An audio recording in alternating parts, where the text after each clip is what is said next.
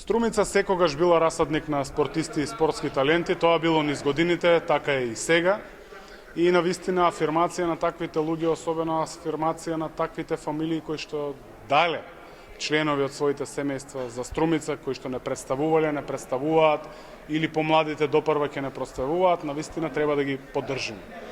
Јас ја искористив приликата на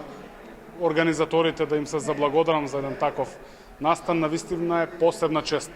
Замислете, членови од вашето семејство, петмина спортски легенди со кои што сме горди, сите ние како струмичани, заслужуваат барем една благодарница од општината и навистина ја поздравувам таквата иницијатива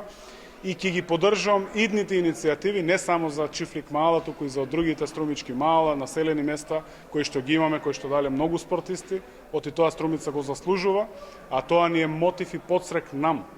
како општина, како раководство, мене како градоначалник, се разбира и на советниците, дополнително да инвестираме во подобрувањето на условите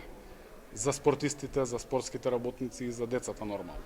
Така да тоа е една навистина убава прилика, особено денеска, на овој ден, кога играме фудбалски меч против Португалија за влез на светско првенство, каде што јас сум оптимист дека ќе бидеме победници. Како ќе ја прославам? Ние имаме направено како општина организација во малиот градски парк, каде ги повикуваме сите струмичани, без разлика на било каква наша определба, дали е тоа партиска, дали е национална или било каква определба, заедно да го проследиме мечот и нормално таму и да ја прославиме победата на Македонија над Португалија, и ние можеме.